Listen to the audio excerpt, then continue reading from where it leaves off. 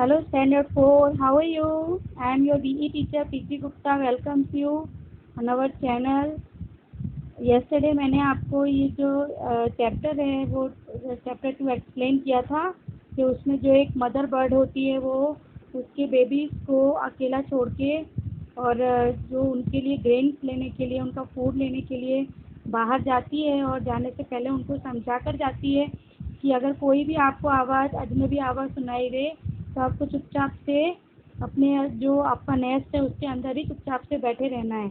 और एक दिन एक जो व्हीट फील्ड होता है, जो गेहूं का खेत होता है, वहाँ पर एक फार्मर और उसका बेटा आते हैं और उसको जो उनका जो खेत होता है उसको वो लोग फसल को काटने की बात करते हैं, जिसको सुन करके जो बेबी बर्ड्स होते हैं वो डर जाते हैं। ठीक है, तो ये मैंने आपको स्टोरी सुनाई थी। उसके बाद में क्या होता है कि मम्मी जो बर्ड होती है वो ऐसा बोलती है कि आप चिंता मत करो, थोड़े दिन की बात है, फिर आपके जो है वो जो विंग्स हैं वो निकल आएंगे, आपके पंख आ जाएंगे और आप फिर उड़ने के काबिल हो जाओगे। ठीक है, तो फिर एक दिन क्या होता है, इसके बाद की स्टोरी मैं आपको एक्सप्लेन कर रही हूँ। 3 days later they heard the farmer speaking once again to his son. I am thinking of reaping the wheat grains in the next 2 or 3 days. We will call our friends and relatives to help us. 3 दिन के बाद जब वो farmer जो होता है वो वापस से उसके बेटे के साथ में आता है, उसके बेटे को बुलाता है और बोलता है आई एम थिंकिंग, यानी मैं ऐसा सोच रहा हूँ कि 2 या 3 दिन के अंदर जो गेहूँ है उसको हम काट लेते हैं, गेहूँ की फसल को काट लेते हैं। और मैं एक काम करूँगा, मेरे दोस्तों को और रिश्तेदारों को भी बुला लूँगा जिससे कि हमें इस काम को करने में हेल्प मिल जाए। फिर क्या होता है, when the mother bird returned, the young bird again told her what had happened. This time had they were more frightened. The mother bird smiled and said, "Don't worry, do not worry, children. Now that the farmer has said that he is going to wait for his friends and relatives, and we still have time." यानी कि जब mummy bird जो थी, mother bird थी, वो लौट कर आई उसके बच्चों के पास और उनके बच्चों ने फिर से उसको क्या क्या हुआ वो सब कुछ बात जो है वो बताई, तो वो ज़्यादा डर गए। लेकिन जो मदर बर्ड थी वो स्माइल करी, वो उसने मुस्कुराया और बोला कोई चिंता की बात नहीं है बच्चों, कि अभी फार्मर ने ऐसा कहा है, अभी वो उनके फ्रेंड्स को और दोस्तों को बुलाने जाएगा, तब जाकर के वो आएंगे, अभी हमारे पास बहुत टाइम है। Very soon you will learn how to fly and we will escape. But the young birds were quite worried. Every morning when their mother left, they were terrified. What will we do? यानी कि उसकी mother bird ने बोला कि अभी तो time है, कोई चिंता की बात नहीं है, कि बहुत जल्दी ही तुम जो है वो फ्लाई करना, उड़ना सीख जाओगे और हम यहाँ से चले जाएंगे। लेकिन जो छोटे बर्ड थे वो बहुत डरे हुए थे, बहुत चिंता में थे। और अगली सुबह जब उनकी मम्मी चली गई उनके लिए दाना लेने, तो वो बहुत डर गए थे, अब हम क्या करेंगे। If the farmer starts reaping today, they would discuss, but nothing happened. कि अगर फार्मर ने अगर आज की आज रीपिंग या फिर फसल की कटाई शुरू कर दी तो क्या होगा, और वो इसी बात को डिस्कस करते रहे, लेकिन ऐसा कुछ भी नहीं हुआ। A week later, the young bird learned how to fly short distances, but they still loved their cozy nest and prefers to stay in the wheat field. The wheat stalks were nearly dry and grains of wheat flew freely above their heads when the wind blew.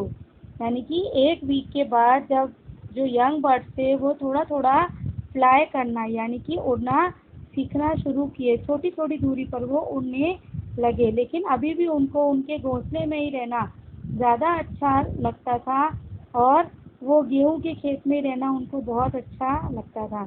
और गेहूं की जो फसल होते हैं वो सूखने लगी थी और उसके जो गेहूं के दाने होते हैं वो उसमें से निकल निकल के उनके सर के ऊपर गिरने लगे। जब तेज हवा चलती थी तो उनकी जो सूखी हुई जो डालियाँ होती हैं उनमें से गेहूं छूटकर उनके सर के ऊपर गिरने लगे। Within a few days, the farmer and his son returned to the field. The farmer said to his son, "We need to do our duties ourselves. We need to reap our harvest, otherwise we will lose a lot of wheat. Let us come early in the morning tomorrow and start harvesting the wheat." यानी कि थोड़े दिनों के बाद farmer और उसका बेटा खेतों में से लौटकर आते हैं और खेतों में आते हैं और फार्मर उसके बेटे को बोलता है कि अब हमको हमारा काम अपने आप ही करना पड़ेगा, क्योंकि अगर हमने अगर ये खेती जो है जो फसल को नहीं काटा तो हमारे बहुत सारे गेहूं का नुकसान हो जाएगा। तो चलो हम ये काम कल सुबह से ही शुरू करेंगे और गेहूं को काटना शुरू कर देंगे। When the mother bird heard this in this evening, she told her children, "I am sure that the farmer will come tomorrow with his son. It is the time for us to move somewhere. We can start early in the morning and move to a safe place nearby." The young birds had learned how to fly by then and they all agreed. यानी कि mother bird ने जब ऐसा सुना उस शाम को तो उसने उसके बच्चों को कहा कि आप कि अभी ये पक्का है कि कल वो जो है फार्मर है जो किसान है वो उसके बेटे के साथ आएगा। ये टाइम सही है जब हम जो सुबह की जल्दी में उठ के यहाँ से हम कहीं चले जाएं और सही सेफ जगह पर सुरक्षित जगह पर हम पहुँच जाएं। तो यंग बर्ड को उन्होंने बोला कि तुमको उड़ना उन्होंने सिखा दिया है और हम वो सब लोग उड़ने के लिए तैयार हो चुके थे।